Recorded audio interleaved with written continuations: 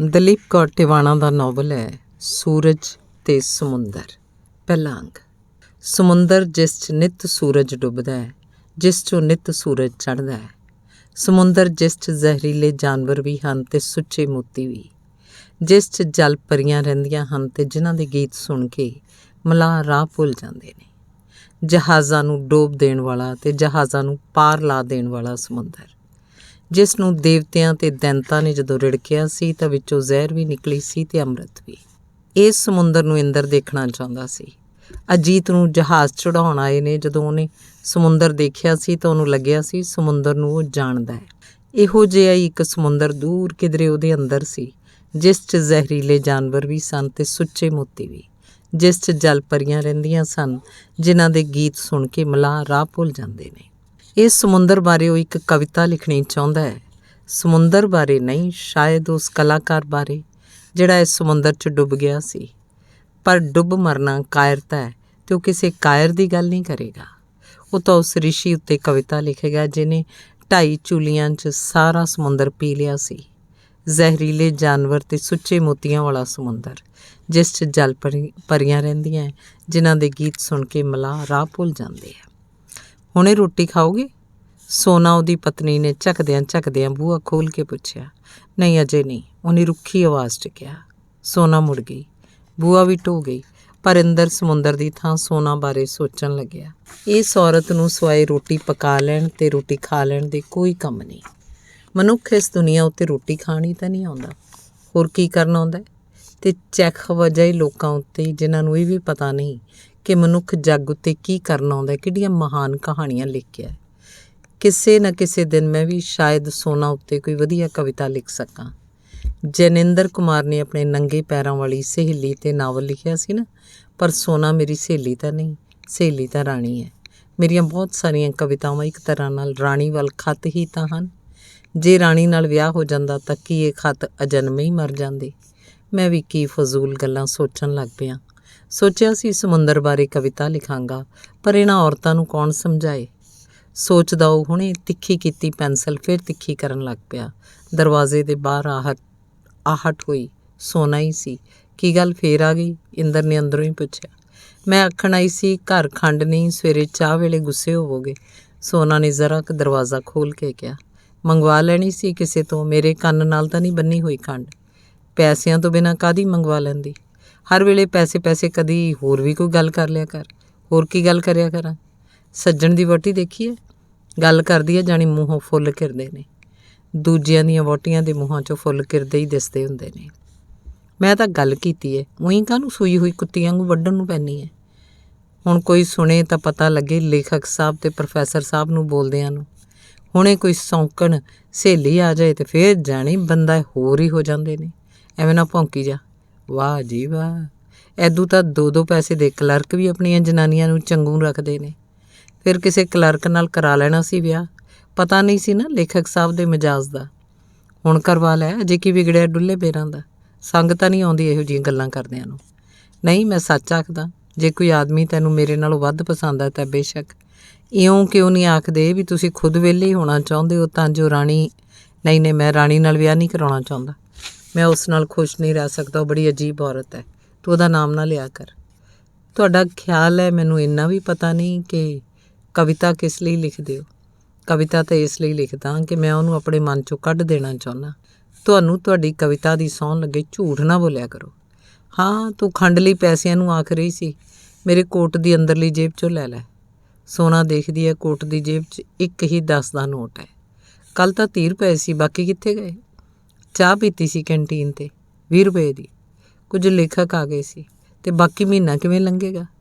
ਕਿਸੇ ਤੋਂ ਫੜਾ ਲਵਾਂਗੇ। ਉੱਥੇ ਜ਼ਰੂਰ ਸ਼ੇਖੀ ਮਾਰਨੀ ਸੀ। ਨਾ ਬੈਠਦੇ ਕੰਟੀਨ 'ਤੇ, ਜੜਾਂਗਾ ਹੀ ਮਾਰਦੇ ਹੋ, ਹੋਰ ਕਮਾਈ ਕਰਦੇ ਹੋ ਉੱਥੇ ਬੈਠ ਕੇ। ਕਮਲੀਏ, ਤੱਤੇ ਪਾਣੀਆਂ ਨਾਲ ਘਰ ਨਹੀਂ ਜਲਦੇ ਹੁੰਦੇ। ਪੈਸਿਆਂ ਕਰਕੇ ਮੈਂ ਆਪਣੀ ਭਾਬੀ ਦੀ ਖਬਰ ਨਹੀਂ ਲੈਣ ਗਈ ਵੀ ਉਂਜੀ 30-40 ਰੁਪਏ ਪੱਟੇ ਜਾਣਗੇ। ਤੂੰ ਫਿਕਰ ਨਾ ਕਰ। ਜਦੋਂ ਆਪਣੀ ਕਿਤਾਬ ਨੂੰ ਮਿਲਿਆ ਲੱਖ ਰੁਪਏ ਦਾ ਨਾਮ, ਫੇਰ ਦੇਖੀ। ਆਹੋ, ਲੱਖ ਰੁਪਈਆਂ ਦਾ ਤੁਹਾਨੂੰ ਹੀ ਧਰਿਆ ਪਿਆ। ਤੁਹਾਡੇ ਵਰਗੇ ਹੋਰ 20 ਜਣੇ ਲੱਖ ਰੁਪਈਏ ਮਗਰ ਲਾਲਾਂ ਸੁੱਟਦੇ ਫਿਰਦੇ ਹੋਣਗੇ। ਨਾਲੇ ਅੱਜ ਕੱਲ੍ਹ ਸਭ ਸਿਫਾਰਸ਼ਾਂ ਦੀਆਂ ਗੱਲਾਂ ਰਹਿ ਗਈਆਂ ਨੇ। ਤੁਹਾਨੂੰ ਕੀ ਨਹੀਂ ਪੁੱਛਣਾ? ਹਾਂ, ਲਾਟਰੀ ਪਾ ਕੇ ਦੇਖ ਲਓ। ਨਹੀਂ, ਮੈਂ ਅਣਕਮਾਇਆ ਧਨ ਨਹੀਂ ਚਾਹੁੰਦਾ। ਮੈਂ ਤਾਂ 10 ਦੀ ਕਮਾਈ 'ਚ ਯਕੀਨ ਰੱਖਦਾ। ਕਮਾਈ ਤੁਸੀਂ ਬਥੇਰੀ ਕਰਦੇ ਹੋ। ਸਬਜ਼ੀ ਲੈਣ ਗਏ 10 ਦਿਨ ਮੁੜੇ ਨਹੀਂ ਸੀ, ਅਗਲਿਆਂ ਨੇ 10 ਦਿਨ ਦੀ ਤਨਖਾਹ ਕੱਟ ਲਈ। ਮੇਰੀ ਉਂਝ ਸੂਲੀ 'ਤੇ ਜਾਨ ਟੰਗੀ ਰਹੀ ਵੀ ਕਿਧਰੇ ਚਲੇ ਗਏ। ਗਿਆ ਤਾਂ ਮੈਂ ਸਬਜ਼ੀ ਲੈਣੀ ਸੀ, ਅੱਗੋਂ ਇੱਕ ਦੋਸਤ ਦਿੱਲੀ ਨੂੰ ਜਾਂਦਾ ਮਿਲ ਪਿਆ। ਸੋਚਿਆ ਸੱਤਿਆਜੀਤ ਰੇ ਦੀ ਫਿਲਮ ਦੇਖ ਕੇ ਭਲਕੇ ਇਸੇ ਨਾਲ ਆ ਜਾਂਗਾ। ਅੱਗੋਂ ਫਿਲਮ ਫੈਸਟੀਵਲ ਚੱਲ ਰਿਹਾ ਸੀ। ਫਿਲਮਾਂ ਕੀ ਸੀ, ਬਸ ਕਮਾਲ। ਹਰੇਕ ਫਿਲਮ ਇੱਕ ਪੂਰੇ ਦਾ ਪੂਰਾ ਸੰਸਾਰ। ਪਰ ਉਦੋਂ ਤਾਂ ਆਖਦੇ ਸੀ ਇੱਕ ਦੋਸਤ ਬਿਮਾਰ ਸੀ।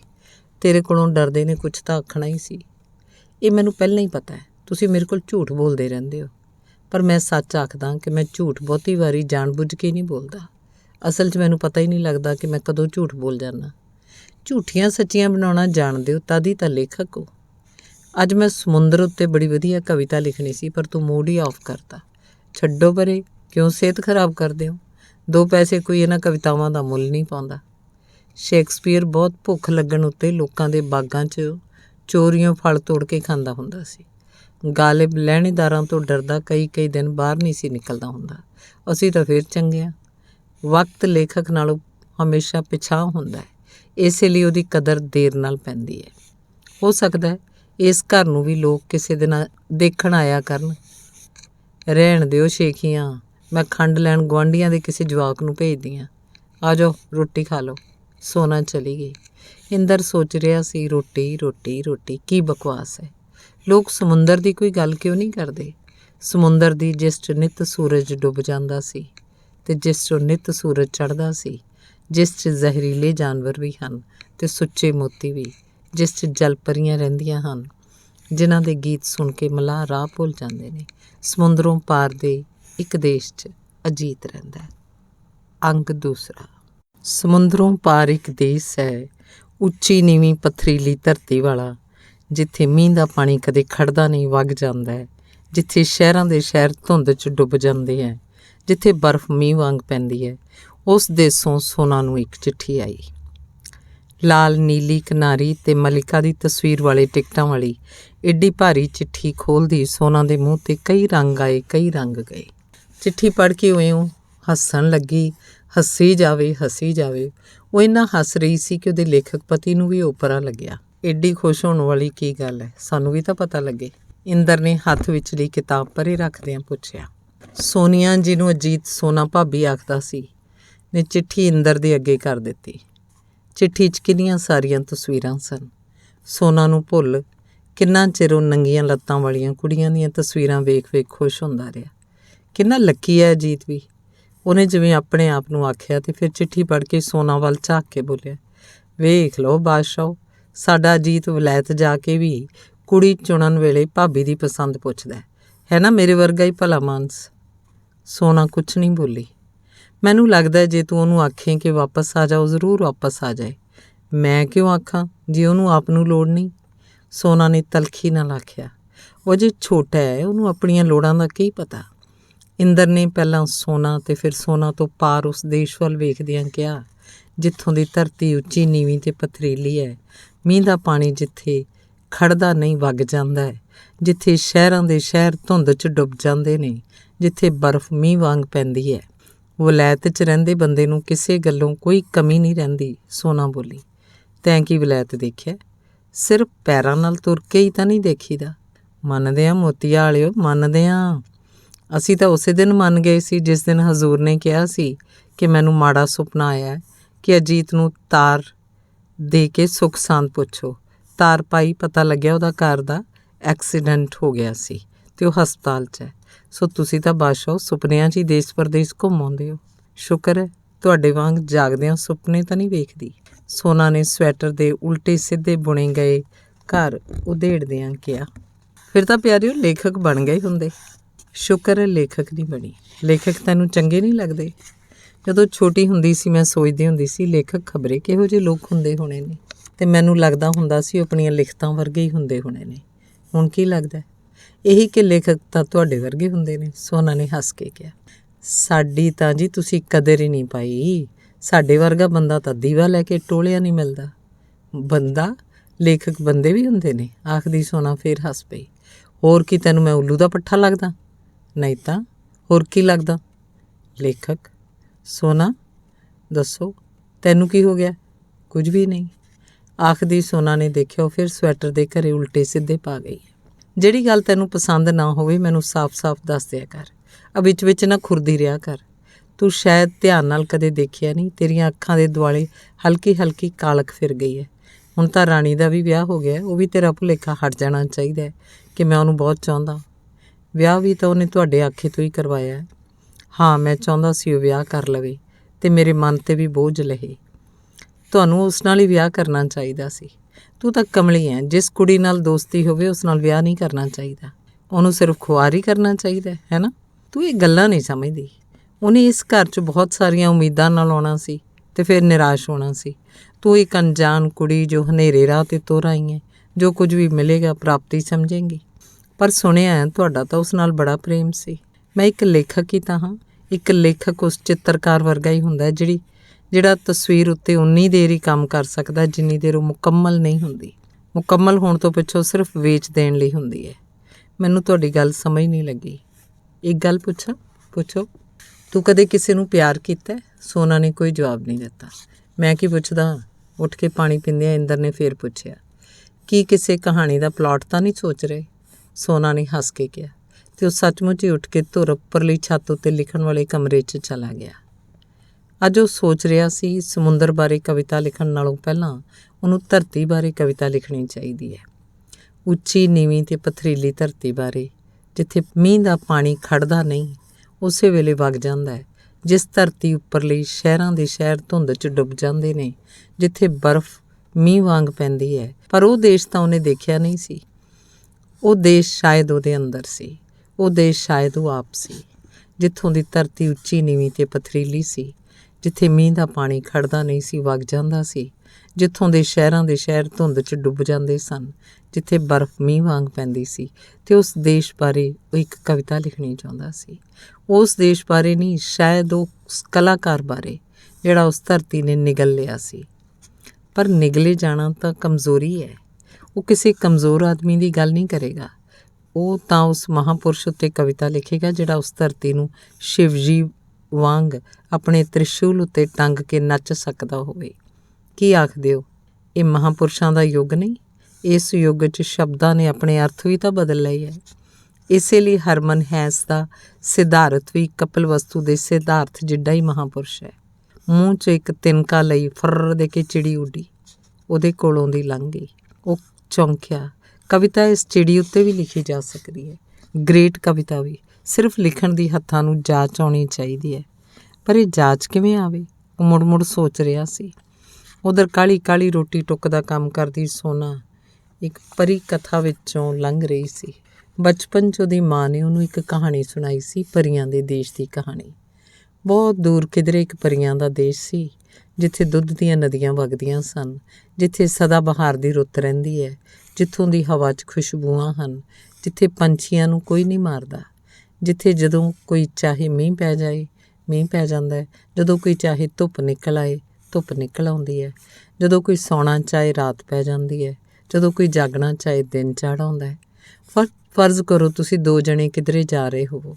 ਇੱਕ ਜਣਾ ਧੁੱਪ ਚਾਹੁੰਦਾ ਹੈ, ਤੁਸੀਂ ਬੱਦਲ ਚਾਹੁੰਦੇ ਹੋ, ਅਤੇ ਇੱਕ ਧੁੱਪ ਦਾ ਟੋਟਾ ਤੁਹਾਡੇ ਨਾਲ ਦੇ ਲਈ ਚੜ੍ਹ ਪਏਗਾ, ਇੱਕ ਬੱਦਲ ਦਾ ਟੋਟਾ ਤੁਹਾਡੇ ਲਈ ਘੇਰ ਆਏਗਾ। ਉੱਥੇ ਪਹੁੰਚ ਕੇ ਤਾਂ ਬੰਦੇ ਦੀ ਕੋਈ ਇੱਛਾ ਹੀ ਨਹੀਂ ਰਹਿੰਦੀ, ਸਭ ਇੱਛਾਵਾਂ ਤੋਂ ਮੁਕਤ ਹੋ ਜਾਂਦਾ ਹੈ। ਪਰ ਸੋਨਾ ਆਪਣੀ ਮਾਂ ਨੂੰ ਪੁੱਛਣਾ ਹੀ ਭੁੱਲ ਗਈ ਸੀ ਕਿ ਉਸ ਦੇਸ਼ ਨੂੰ ਕਿਹੜਾ ਰਾਹ ਜਾਂਦਾ ਹੈ। ਸ਼ਾਇਦ ਉਦੋਂ ਉਹਦੀ ਕੋਈ ਇੱਛਾ ਹੀ ਨਹੀਂ ਸੀ, ਉਹ ਸਭ ਇੱਛਾਵਾਂ ਤੋਂ ਮੁਕਤ ਸੀ। ਪਰ ਅੱਜ ਉਹਦੀ ਮਾਂ ਜੇ ਜਿਉਂਦੀ ਹੁੰਦੀ ਤਾਂ ਉਹ ਜ਼ਰੂਰ ਉਹਨੂੰ ਪੁੱਛਦੀ ਕਿ ਉਸ ਦੇਸ਼ ਨੂੰ ਕਿਹੜਾ ਰਾਹ ਜਾਂਦਾ ਹੈ। ਸ਼ਾਇਦ ਉਸ ਦੇਸ਼ ਨੂੰ ਵੀ ਕੋਈ ਜਹਾਜ਼ ਹੀ ਜਾਂਦਾ ਹੋਵੇ।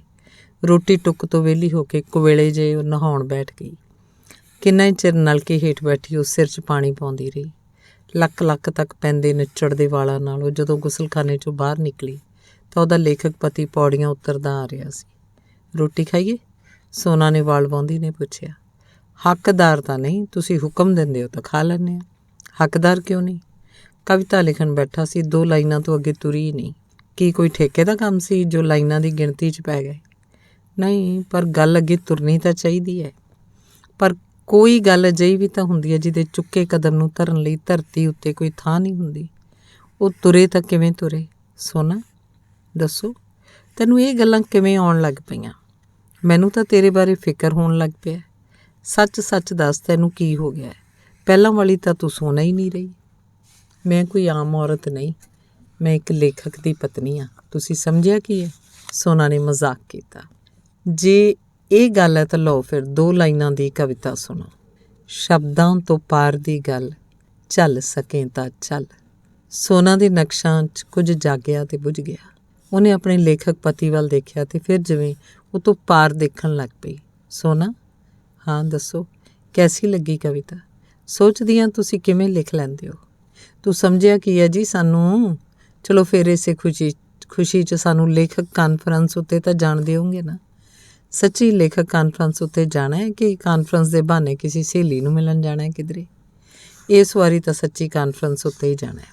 ਮੇਰੇ ਵੱਲੋਂ ਬੇਸ਼ੱਕ ਸਹੇਲੀਆਂ ਕੋਲ ਵੀ ਜਾ ਆਇਆ ਕਰੋ, ਪਰ ਹੁਣ ਇਹ ਦਰਿਆ ਦਿਲੀ ਕਿਉਂ ਪਿਆਰਿਓ? ਹੁਣ ਜੀ ਚਲੋ ਰੋਟੀ ਖਾਈਏ। ਰੋਟੀ ਖਾਂਦਿਆਂ ਜੰਮੀ ਹੋਈ ਬਰਫ਼ ਵਰਗੇ ਚਿਹਰੇ ਵਾਲੀ ਸੋਨਾ ਵੱਲ ਇੰਦਰ ਨੇ ਕਈ ਵਾਰੀ ਦੇਖਿਆ। ਉਹ ਨੀਵੀਂ ਪਾਈ ਰੋਟੀ ਖਾਂਦੀ ਰਹੀ।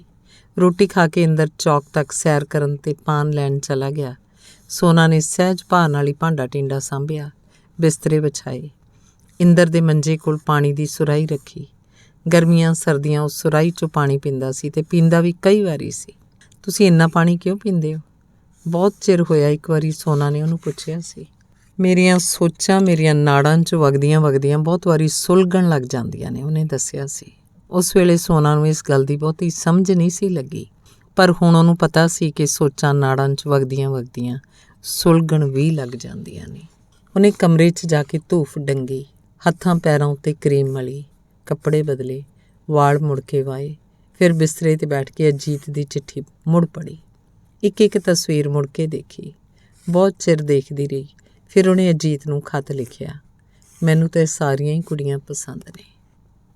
ਧੰਨਵਾਦ। ਚੱਲਦਾ।